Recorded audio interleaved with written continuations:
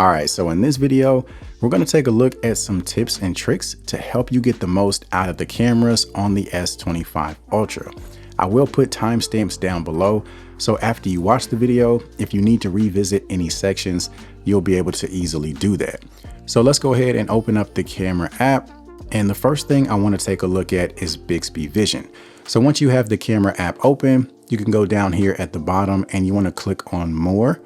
And you want to click on this icon right over here that looks like an eyeball. So once we click on that, it'll bring us to this screen. And the first thing you want to do is click on the three dots in the upper right hand corner and go to Settings.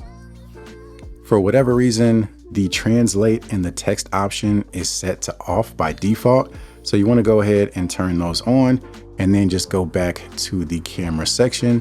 And down here at the bottom, you can see you have these different options. So for the translate option, let's say you're an international traveler, you're in the airport and you see a sign and you want to know what that sign says. So for example, I have this piece of paper here, and if I just hold this and then take a photo, just like that, you can see it will start to translate whatever text is there on the screen. And then if you click up here, you can see all the different options you have as far as language, and there is quite a few. Now, another option you have, if you go down here and go from translate to text, you can actually copy and paste sections of text that you take a picture of. So let's say you wanted to copy and paste a section of this paper and email it to somebody. With this text option, you can easily do that. So let's say this little paragraph right here, basically tap on it and I can select what part of it I want to copy and paste. Now you also have some other pretty cool options down here. So let's actually go over to Scene Describer. So basically anything you take a picture of, your phone will describe it to you. So this could be useful for, like, I guess, the visually impaired.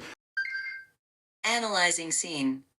A hand holding an orange. Now there's also a similar feature called Object Identifier. So basically anything you hold in front of the camera, the phone will do its best to tell you what it is. So for example, I have this remote, and then if I just press this play button right here, Remote control. There's also a text reader option. So basically any text that you hold up in front of the camera, the phone will do its best to read it out loud to you. Samsung. We read all of the feedback we receive and would appreciate learning about your delivery and/or installation experience. And then there's also this color detector, which is pretty cool. Carrot orange. Blue. Magenta. Now, one thing that's really cool is that you can actually use all of these features with photos that you've taken in the past. All you have to do is click on the gallery icon right there on the right. So for example, I have it set to Scene Describer. So if I choose a photo from my gallery, the phone will actually describe the photo to me. A stuffed toy Spider-Man on a white table. The next thing we're going to take a look at is the option to create filters. So right now we're just on the main photo camera section, as you can see, and we're going to click this icon in the upper right hand corner.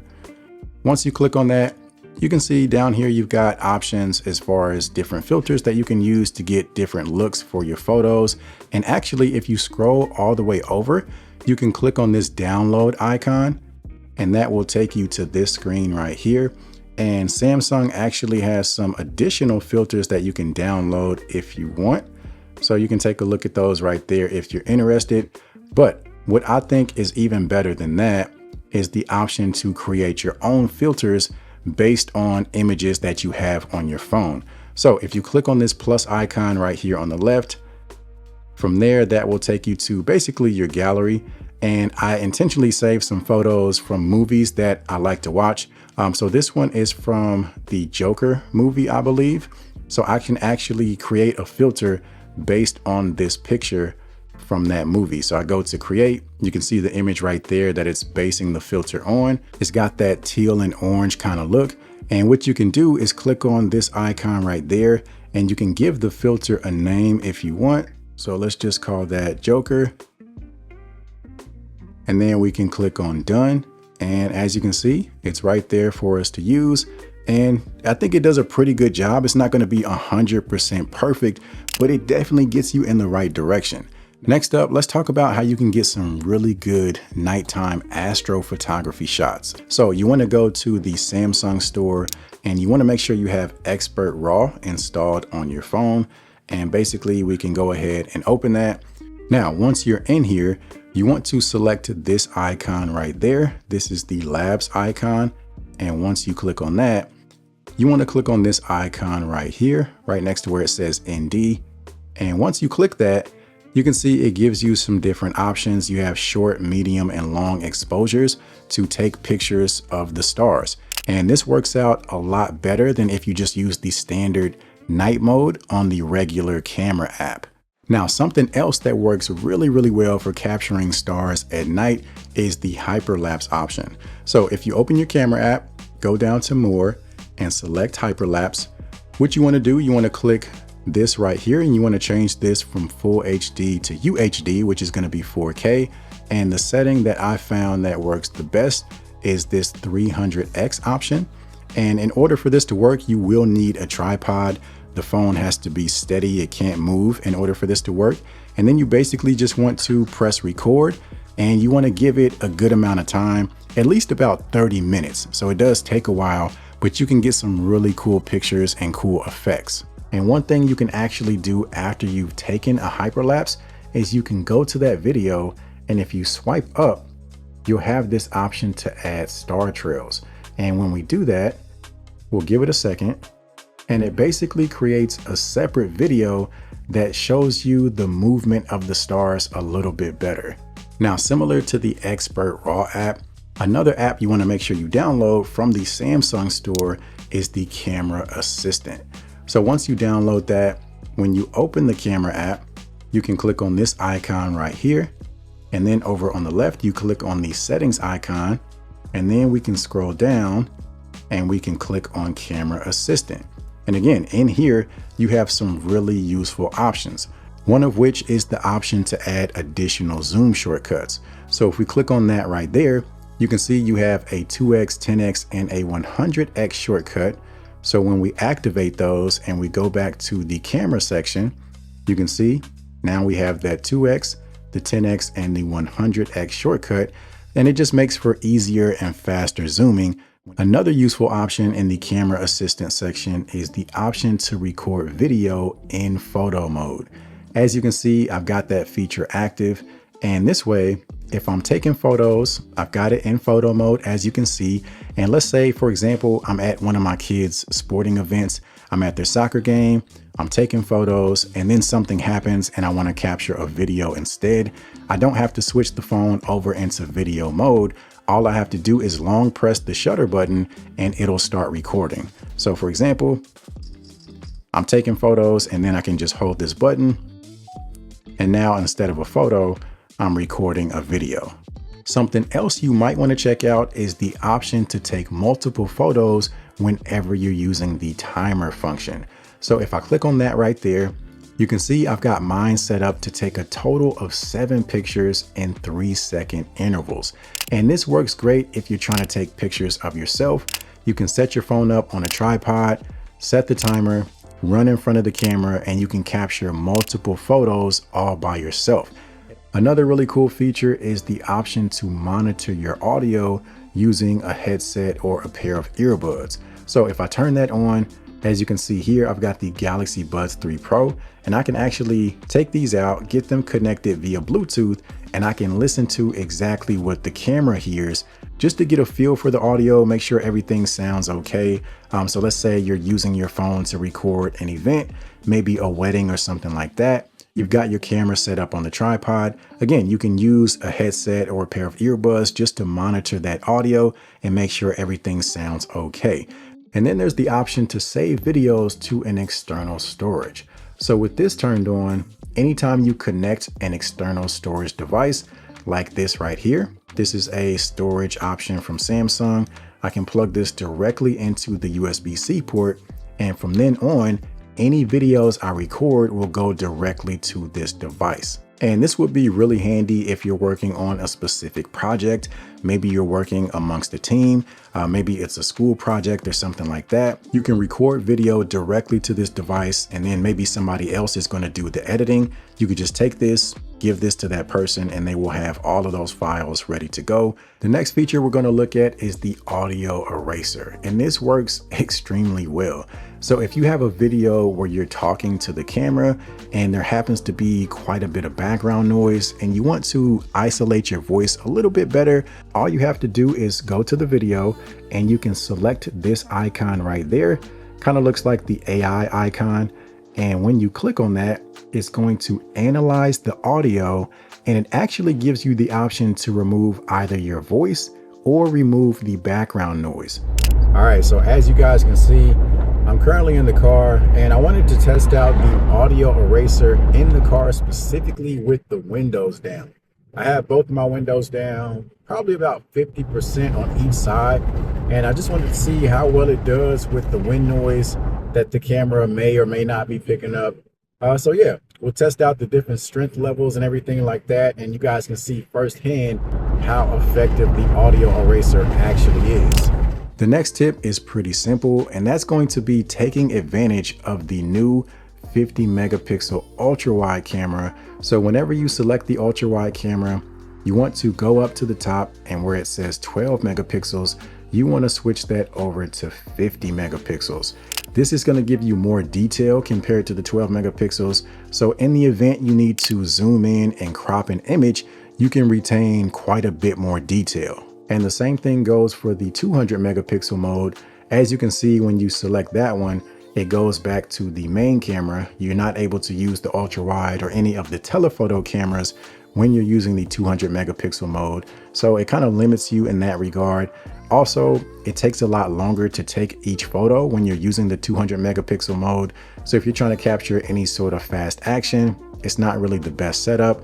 But if you're trying to take a photo and you know for a fact that you're going to zoom in afterwards, it is useful to shoot in that 200 megapixel mode because again, you can retain a lot more detail.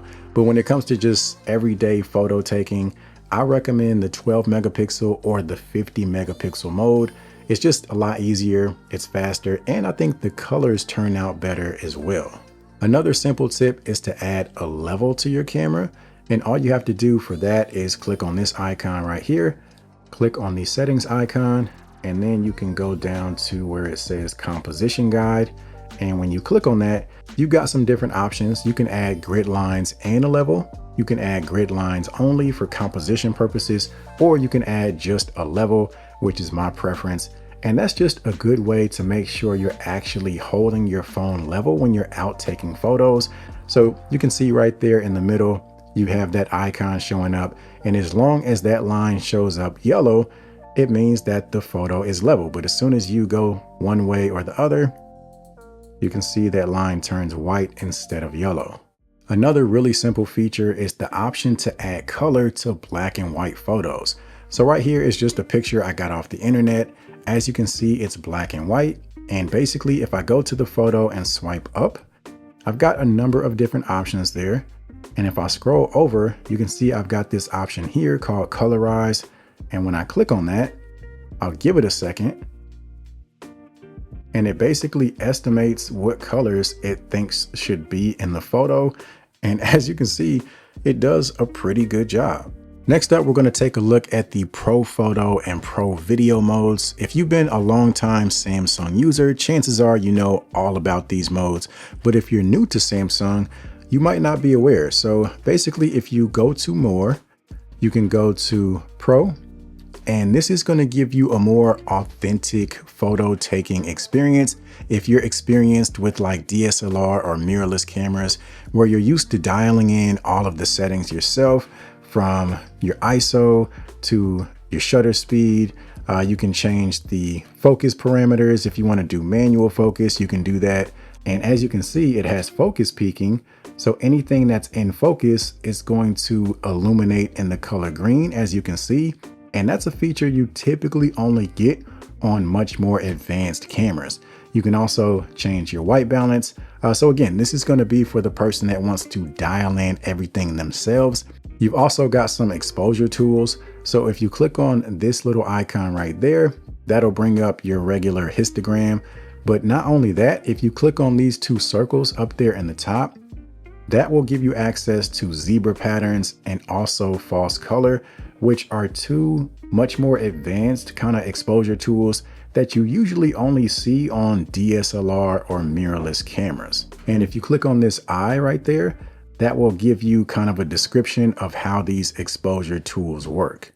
Now, if you want to take things to another level, if you're used to shooting on mirrorless or DSLR cameras, you can pretty much do all those same things in the Expert RAW section, but you can also select a virtual aperture mode. If you click on that labs icon to the right there, it opens up this section, and over to the left, you can click on that F, which is there for f-stop, and it turns on the virtual aperture, which allows you to adjust your depth of field.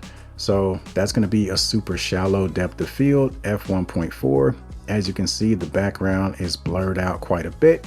And then if we adjust that there, like that, it brings more of that background in focus. And then you have the Pro Video mode, which is a very similar setup. Again, you can dial in all of your settings, your ISO, your shutter speed, your focus, your white balance. And this would be really useful if you're planning on using your smartphone in conjunction with other cameras. Maybe you're working on a project and you're going to cross the Samsung footage with other cameras like a Sony mirrorless camera, a Canon camera, and you want to do your best to try and match the settings. You could do that here in this Pro Video mode. Now, you can also make changes to the microphones and how it picks up your audio by clicking on this icon right there. So you can choose the omnidirectional microphone, where the phone will pick up audio from the front as well as the back. You can choose the front only. You can choose the rear only. You can also choose a USB option. So if you have a wireless microphone setup that you would plug into the USB-C port, you could do that. You can also record audio using a pair of Bluetooth headphones. So I've got the Galaxy Buds 3 paired up, and as you can see, all I would have to do is click on the Bluetooth option down there, and now the audio that it records would be captured on these earbuds. Now, the next feature is one of the biggest upgrades that Samsung has introduced with the S25 lineup, and that is the ability to record video in log format. So if you go into your settings and you go to advanced video options, as long as you have high efficiency selected as the video format, you can come right here and you can activate log. Now, you have the option to activate it for just the Pro Video mode or the regular video and the Pro Video modes. So as you can see, I have the second option selected there. And now anytime I'm in the video mode, right up there in the right-hand corner, I can activate log, which basically gives you a very washed out looking video.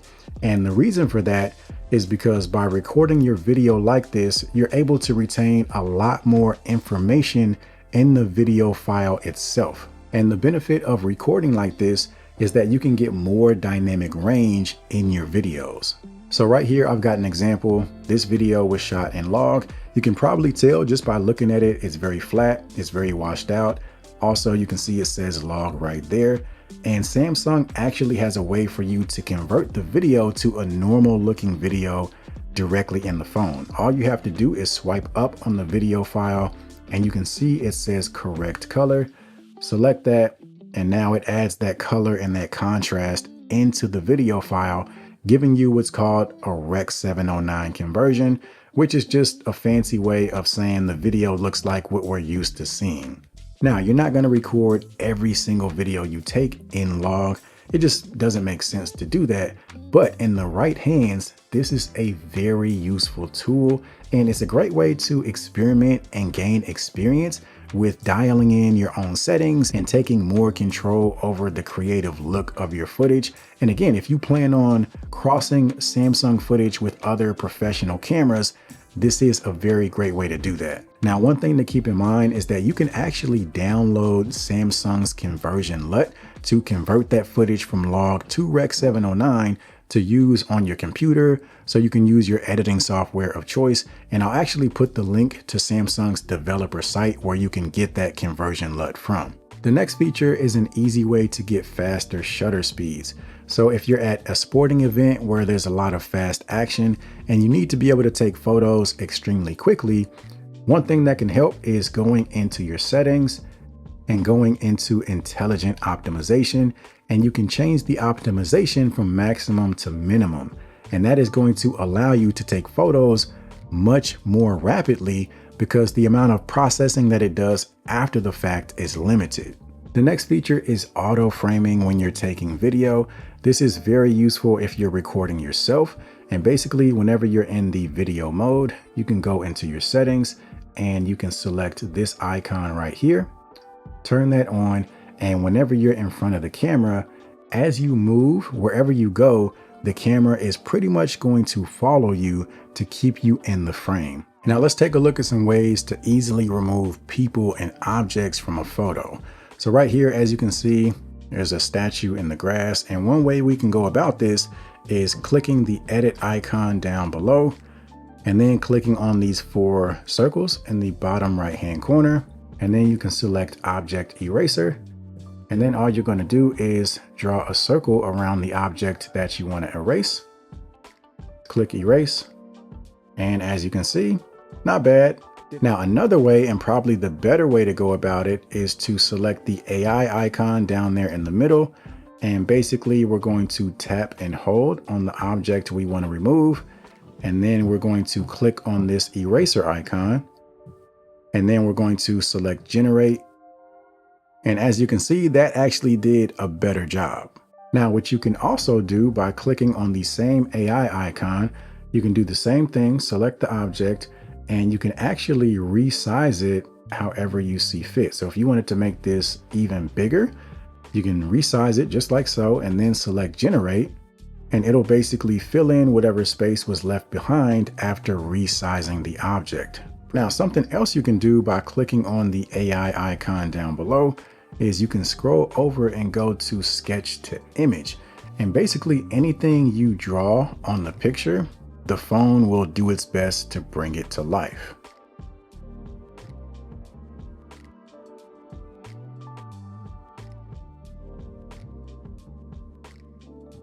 Now, for the longtime Samsung users that were used to using the AR zone feature on previous Samsung phones, that no longer exists. But if you're looking for the option to use your camera to measure certain items, you do still have that functionality, but you have to go into the Samsung store and you have to download this app called Quick Measure. And again, if you're familiar with the measuring option that was included in the AR zone feature on previous Samsung phones, this pretty much works the exact same. And I tested it out by measuring the height of a Bluetooth speaker, and it was surprisingly close to being accurate.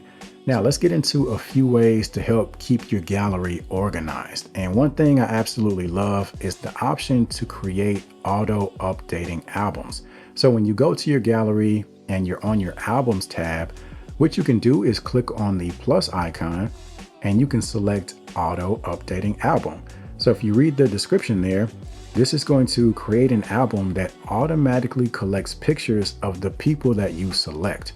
So if we click on that, click create, you can see it will detect different people within our photo gallery. And again, we can select which people we want to include in this auto updating album. Something else you can do when you're on the pictures tab in your gallery is you can go in the upper right hand corner and select these 3 dots, and you can choose to group similar images. So any pictures that are very, very similar, it's going to put them in a group, which just kind of cuts down on the clutter within your gallery. So that pretty much covers it for this video. Again, feel free to use the timestamps down below if you need to revisit anything. I really hope you found some value somewhere in this video. As you can see, the amount of features that you have with the S25 Ultra is absolutely insane. So again, hopefully this helped you out in some way, shape, or form. Do me a favor, if you did find it helpful, subscribe to the channel. Also give the video a thumbs up. And aside from that, I appreciate you guys for watching, and I'll see you in the next one.